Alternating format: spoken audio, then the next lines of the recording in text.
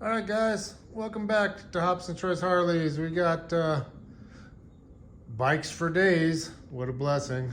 So today we're going to show you kind of what we've been doing. We've been working on this lathe over here, cutting some spacers. So this spacer here was the one that was put on the bike, and it's got a piece of copper tubing, and it looks like somebody used their Leatherman to cut that maybe.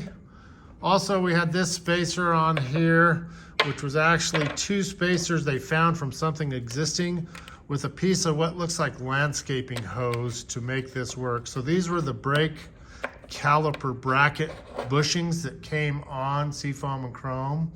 So what we ended up doing is using our new machine. So we're getting a lot of stuff done. Let me show you what we got going on here.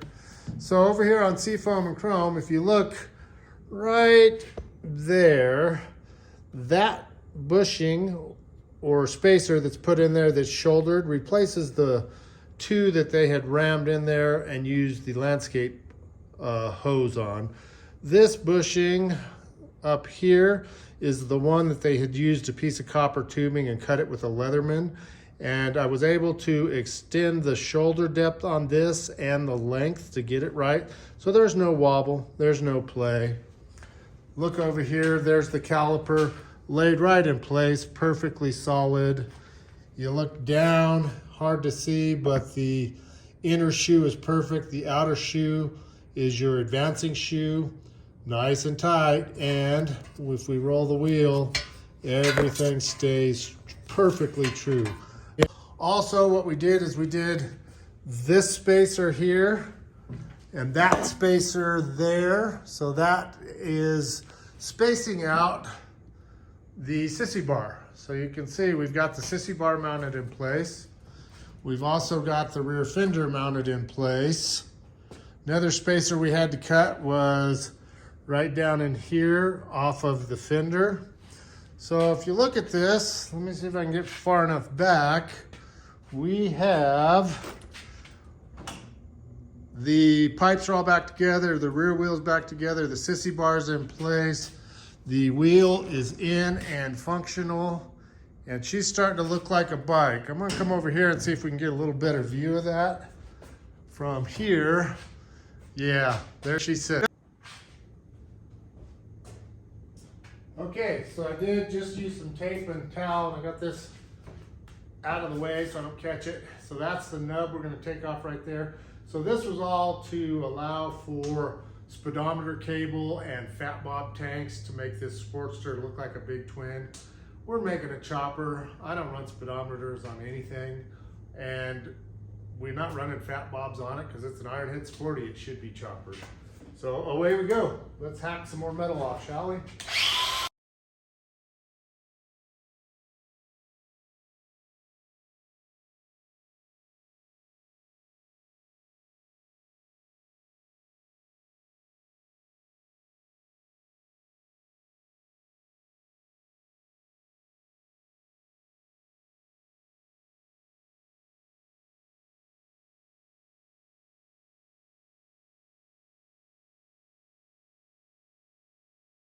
All right, guys, so now we got that off of there.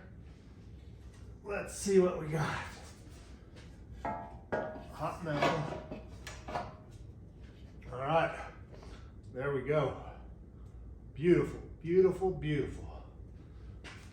So we're gonna center some holes in this tank, probably do that off camera, then we'll clamp this up here, see if we can't punch and mark some holes, and then drill and tap some holes, and one step closer to a running machine.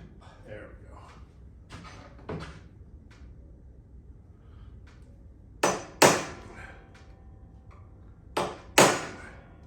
That's the one.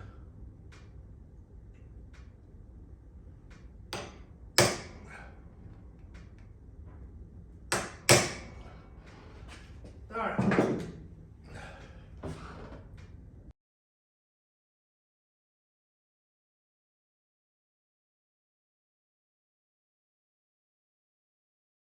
All right.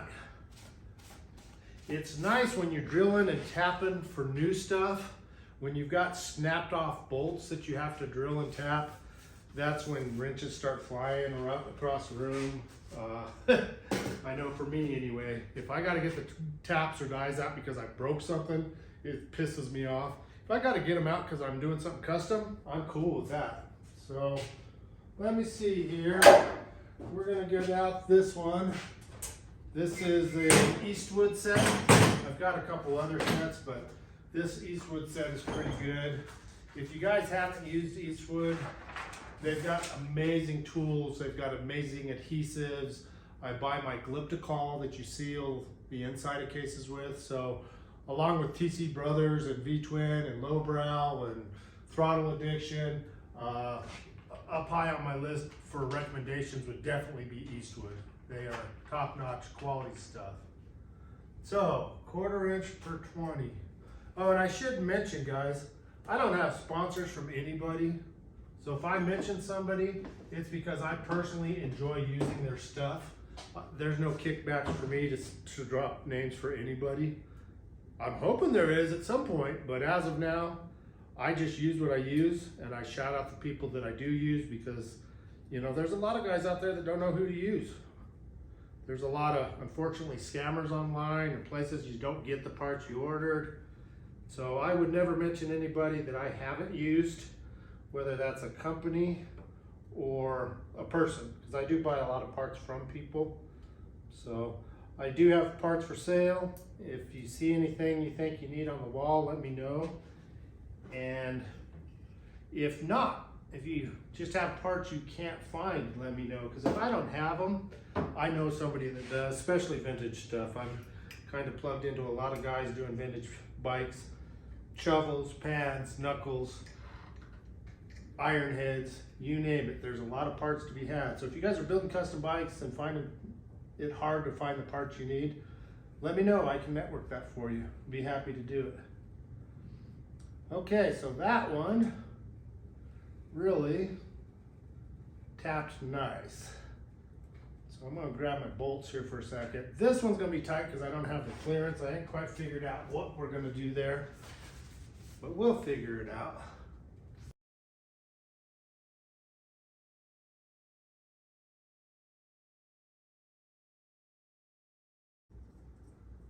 All right, so that's the one. So I'm gonna pull this out, I'm gonna clean these back up, and then we'll get back to you and I'll dry fit this tank, and we'll take a step back and see what the machine looks like. Okay.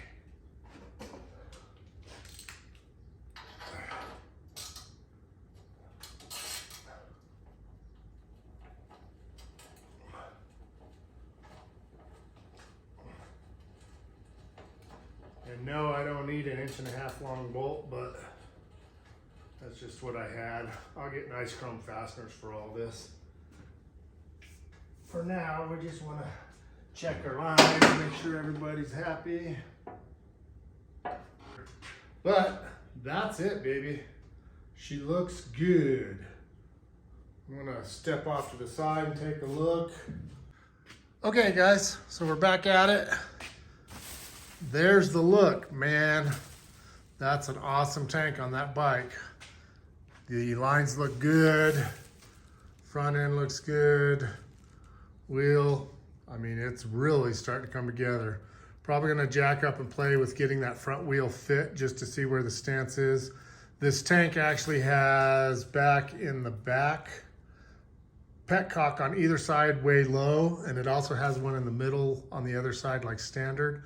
So I'm not sure which one we're gonna use because she sits up there so high, we probably gotta use one of these back ones. Let me show you. So we're probably gonna have to use one of these and put a 90 on that for fuel, because if we use our standard in the middle here, so I don't know, if we use that, we're gonna not be able to use this bottom, I don't know, probably close to 1/2 gallon of fuel.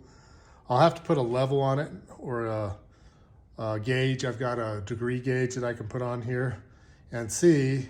This by far would be the best to drop right into the carb, and I don't know about clearance here for a 90-degree fitting.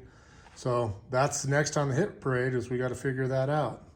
So it's starting to look like a bike. We appreciate everybody watching, subscribing, start that like button.